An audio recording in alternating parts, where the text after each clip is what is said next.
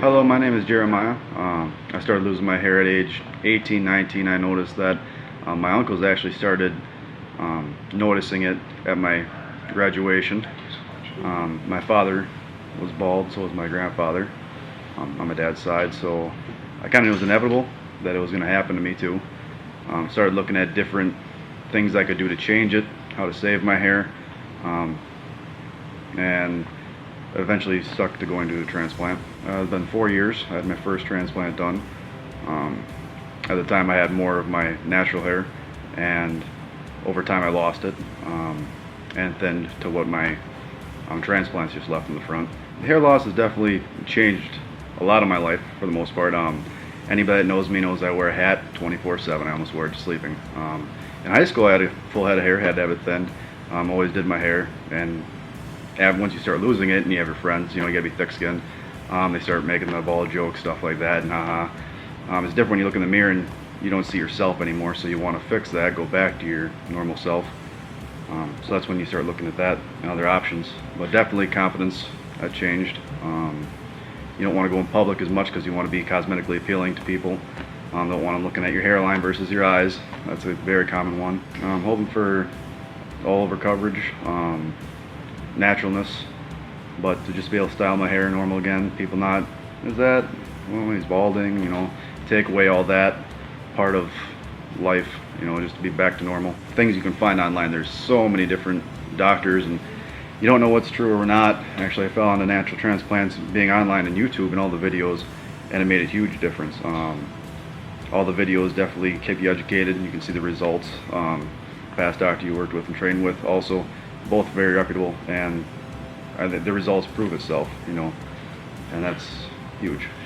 Dr. Huebner here, Natural Transplants. I'm here with Jeremiah, and what we're doing is the game plan. So we're in the huddle, we're talking about what we're going to do today, and what I've done is I've divided his areas of loss into 3 areas. We have a frontal third, and that's going to establish the hairline and the profile. We have a middle third, and then we have a crown in the back. The crown is that circular area that generally has a spiral component to it. And what we're talking about is what his priorities are. And I always advise my patients to fix the front before you fix the back. The front is the profile. When you shake somebody's hand, you look in the mirror, you see profile, you see hairline. So this is going to make a nice difference in him. You can see what he got from one transplant, which we call a bunch of nothing, which is, you know, obviously if he didn't have the grafts there, it'd look different. But we want to get him some meaningful density today, which would be about 30 to 40% of your natural density in the back, depending on his hair type. Fortunately for Jeremiah, he has nice thick hair. It's such a mean trick. I'm sure when he was younger, he had a thick hair, you know, thick head of thick hair, and he just doesn't have it where he needs it now. So you can see the miniaturization of the hair, the difference in the hair on the top.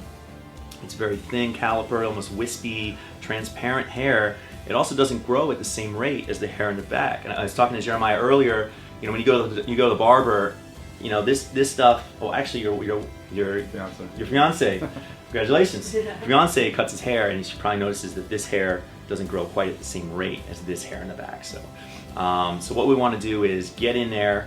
We're gonna pretend that he's gonna lose all his natural hair eventually. Hopefully not. He's getting on some products. We've elected to start from the front.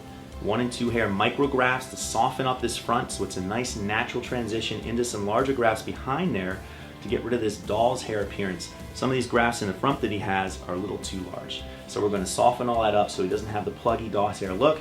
Start from the front and work our way back as far back as we can go. I know that I can get 2 zones of this today. Depending on his elasticity, if I can get a little wider strip, I'm going to try to get into the crown as well. We just don't know until we get in there. So I'm really excited about today. Thank you so much, Jeremiah, for sharing your experience. We'll be checking in throughout the day to show you his progress. Dr. Huebner here, Natural Transplants. I'm here with Jeremiah. We're about a third of the way through the procedure. At this point in the procedure, we've taken the strip out, and our technicians are now cutting those into multiple grafts.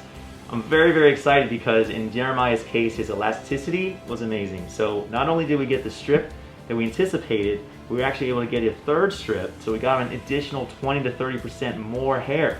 So this is going to be tremendous. We're going to hopefully get not only this 2 zones, maybe even a little bit past that into the crown today. So, and we're going to jam pack it. But I wanted to hear from Jeremiah how your day's been going. What's your experience been like so far? Good.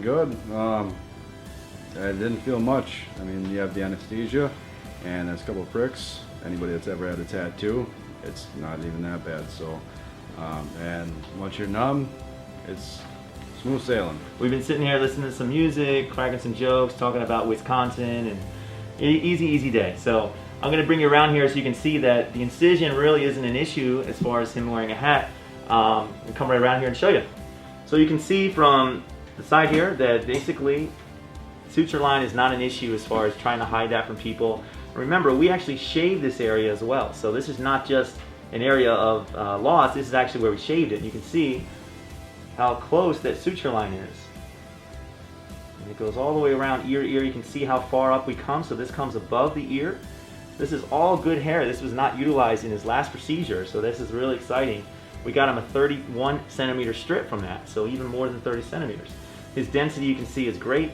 That goes all the way around nice and tight, and you can see that really hiding that is not an issue. Now, Jeremiah allowed us to shave today, and there's a lot of advantages to shaving your head as far as the aftercare, washing these grafts. But he's in a situation where he can wear a hat, so it's not a big deal. It's never mandatory to shave your head, but again, there are some advantages. But we do people all the time that are not able to shave their head and get great results as well. Just have to be a little more careful with the washing and aftercare. So, looking forward to seeing your progress, Jeremiah, and let's get some hair for you. Dr. Huebner here, Natural Transplants, here with my patient Jeremiah. And Jeremiah, how's the day been going? Good. What have you been doing? Just woke up from a nap. Had a couple of Valium, woke up from a nap. It's been real easy, man. We listened to some music. Hasn't felt a thing other than the anesthesia, right? So it's nothing to worry about. People get really nervous about when you're taking the strip out, how much it's going to hurt, how much pain you're going to be in. It's just going to be an agonizing day, and it just isn't. It's just an easy day. Easier than the dentist, actually. So, but anyway, what we've done is got an incredible amount of hair for Jeremiah. Again, 3 strips instead of the standard 2 strips, over 40 square centimeters of hair. With his density, which is approximately 150 to 200 hairs per square centimeter, we're looking about 7,000, 8,000 hairs. Easy. So very excited as you're going to see such a difference from the last surgery as compared to this surgery, but this surgery giving him so much more density. And also, I'm going to show you in a second, the amount of area that we covered was much more than we anticipated as well, based on his elasticity. So I'm going to have you come in here and take a look. Okay, so I wanted to show you exactly what we've done here on Jeremiah. So as you can see, we've reinforced his hairline again with a bunch of 1 and 2 hair grafts, all single hair grafts in that frontal hairline. And you can see how nice and jagged and staggered it is. Again, that's mimicking what happens naturally in nature. No one has the straight hairline. Sometimes you've seen those old school transplants that look like a cornfield. It's just like every perfectly spaced straight line, and that catches the eye. Anybody's natural hairline is going to be staggered up and down, so that's what we recreate here. Behind that, we transition that into larger grafts. So these holes are a little bigger that are going to accommodate the larger grafts, which are going to have up to 5, 6, 7 hairs, some of them. Now, if you put those types of grafts in your frontal hairline, it would look pluggy and a little doll's hair-like. So it's very important that you transition those in. But the benefit of having those larger grafts as opposed to a 2-hair graft is that that's going to give you some meaningful density. And that's sort of what happened last time. Is he got a bunch of smaller grafts behind here, and it didn't create the density that he wanted. So we're going for about 40% density with this procedure in addition to what he already has. Now you can see the area that we've gotten as far as coverage. So we've gotten his entire head basically back just to the crown. We got about halfway back through his crown. So this is even more than 2/3 of the way back. It's probably 3/4 of the way back on his head. And this is the hair that's going to make the biggest difference to his profile. When he looks in the mirror, when he shakes somebody's hand, it's going to look completely different. He's going to have a reframed face, and no longer is he going to be staring at scalp and scattered grafts and spaciness like he had before. So I'm really excited to see what he gets. Please follow his progress. He's going to be giving us pictures and giving us updates throughout the whole process, and I can't wait to see his results. Jeremiah, thank you so much for being a good patient and sharing your experience with other people. I know that people really try to identify with some of our patients as far as their hair type, types of grafts they're getting, and it's just nice to have normal people explaining their experience. So thanks again, Jeremiah. Not a problem. Knowledge is power.